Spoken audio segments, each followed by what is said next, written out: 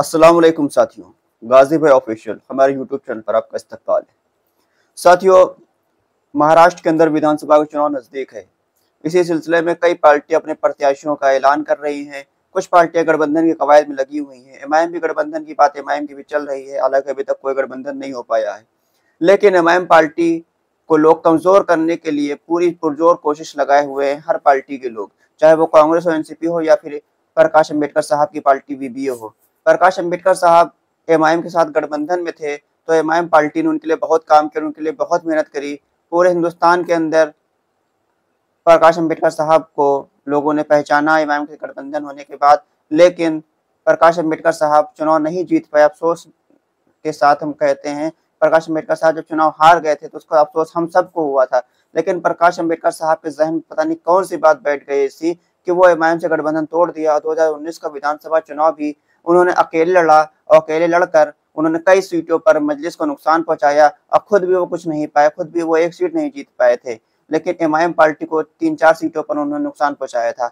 अब 2024 का जो लोकसभा चुनाव हुआ उसमें भी इम्तियाज जलील साहब के सामने भी उन्होंने एक मुसलमान प्रत्याशी खड़ा कर दिया, जिसने 70,000 वोट लेकर इम्तियाज जलील साहब को नुकसान पहुंचाने का काम किया।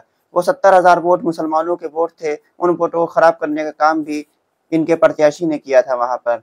और अब एमआईएम पार्टी जब मजबूती के साथ महाराष्ट्र में काम कर रही है, मजबूती के साथ एमआईएम पार्टी चुनाव लड़ने की तैयारी कर रही है, उस वक्त एमआईएम की मजबूत सीटों पर, जहां पर एमआईएम पार्टी मजबूत है, जहां पर एमआईएम पार्टी चुनाव जीत सकती है, उन सीटों पर भी प्रकाश अम्बेडकर साहब ने मुसलमान उम्मीदवार खड़े कर दिए हैं। जी हाँ, अभी पहली लिस्ट जब कुछ दिन पहले आई थी वो हमने आपको बताया था कि नांदेड़ के अंदर प्रकाश अम्बेडकर साहब ने एक मुसलमान उम्मीदवार खड़ा कर दिया है, जहां पर एमआईएम पार्टी के सैयद मोइन साहब मजबूती से चुनाव लड़ते हैं। एमआईएम पार्टी के वहां पर अच्छा वोट बैंक है, वहां पर एमआईएम पार्टी चुनाव जीत सकती है। उस सीट पर प्रकाश अम्बेडकर साहब ने एक मुसलमान उम्मीदवार खड़ा कर दिया है। और अब कल उन्होंने एक लिस्ट जारी करी है 8 प्रत्याशियों की। वो 8 के 8 प्रत्याशी मुसलमान हैं और उनमें से 3 प्रत्याशी ऐसे हैं जो मजलिस की मजबूत सीटों पर उम्मीदवारी करने जा रहे हैं। अब सबसे ज्यादा अहम सीट जो मजलिस के लिए है वो औरंगाबाद की सीट है। औरंगाबाद महाराष्ट्र के अंदर एमआईएम पार्टी का बेस है, एमआईएम पार्टी का हेडक्वार्टर है। औरंगाबाद के अंदर मजलिस मजबूत है। औरंगाबाद के अंदर लोकसभा से लेकर विधानसभा तक एमआईएम पार्टी ने चुनाव जीता है और वहां पर कॉर्पोरेशन के चुनाव भी एमआईएम पार्टी अच्छा प्रदर्शन करती है।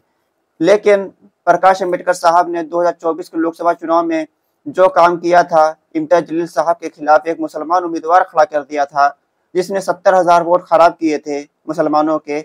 अब फिर से उन्होंने एक मुसलमान प्रत्याशी औरंगाबाद सेंट्रल सीट पर खड़ा कर दिया है। औरंगाबाद सेंट्रल सीट पर इम्तियाज जलील साहब 2014 के अंदर विधायक बने थे। इम्तियाज जलील साहब की वो सीट है, उस सीट पर एक मुसलमान प्रत्याशी उन्होंने खड़ा कर दिया है।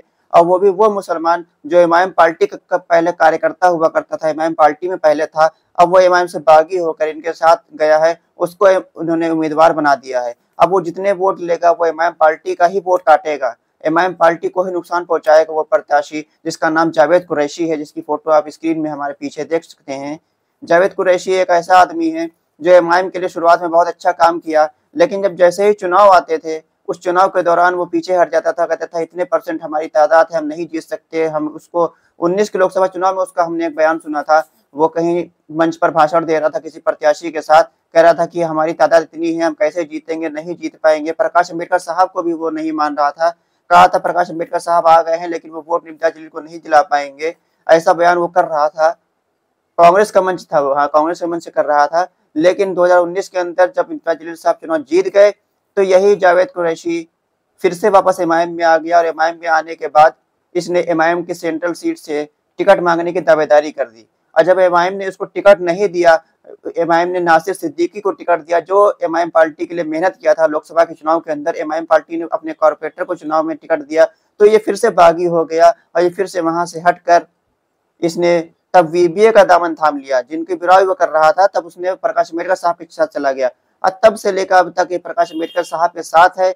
और प्रकाश अम्बेडकर साहब ने औरंगाबाद के सेंट्रल सीट से इसको टिकट दे दिया है। अब औरंगाबाद की आवाम को ये डिसाइड करना है कि जो 70,000 वोट लोकसभा के चुनाव के अंदर मुसलमानों के खराब हुए थे, क्या विधानसभा चुनाव के अंदर भी मुसलमान के वोट जावेद कुरैशी के चक्कर में पड़कर खराब करना चाहते हैं या फिर एक क़यादत को आप जिताना चाहते हैं। ये तय औरंगाबाद की आवाम करेगी। और उसके साथ साथ परभनी के अंदर और बालापुर की सीट के अंदर भी एमआईएम पार्टी मजबूत है, एमआईएम पार्टी में अच्छा चुनाव लड़ती है। उन सीटों पर भी प्रकाश अम्बेडकर साहब ने मुसलमान उम्मीदवार खड़े कर दिए हैं। अब ये मुसलमान उम्मीदवार एमआईएम पार्टी का ही वोट काटेंगे, एमआईएम पार्टी को ही नुकसान पहुंचाने का काम करेंगे। खतीब सैयद एक हैं, उनको बालापुर से प्रकाश अम्बेडकर साहब ने टिकट दिया है और परभनी सीट से सैयद समी साहब एक हैं, उनको प्रकाश अम्बेडकर साहब ने टिकट दिया है। अब आने वाले इन दिनों में देखना है कि इन प्रत्याशियों का क्या बनता है और एमआईएम पार्टी को ये नुकसान पहुंचा पाते हैं, नहीं पहुंचा पाते हैं, या फिर मुसलमान मुत्तहिद होकर मुनज़्ज़म होकर अपनी क़यादत को वोट करेंगे और अपनी क़यादत को जिताने का काम करेंगे। आप सबसे हमारी गुजारिश है, जो हमारी वीडियो देख रहे हैं, औरंगाबाद से हो, परभनी से हो, बालापुर से हो, महाराष्ट्र के किसी भी इलाके से हो, आप लोग मुत्तहिद होकर जहां पर एमआईएम पार्टी के प्रत्याशी हो, उन एमआईएम पार्टी के प्रत्याशियों को आप वोट करिएगा, किसी के चक्कर में मत पड़िएगा। आपके 10 से 15 विधायक महाराष्ट्र के अंदर चुनाव जीत सकते हैं। अगर 10 से 15 विधायक आपके महाराष्ट्र के अंदर होंगे तो आपकी क़यादत मजबूत होगी, आपके लिए लड़ने वाला, आपके लिए हक हुकूक लेने वाला महाराष्ट्र के अंदर एक क़यादत खड़ी हो जाएगी। अगर आप इन लोगों के चक्कर में पड़ेंगे तो आप कभी कामयाब नहीं हो पाएंगे। इसी तरह ये नुकसान पहुंचाते रहेंगे जिस तरह इन्होंने औरंगाबाद लोकसभा 2024 के नुकसान पहुंचाया था।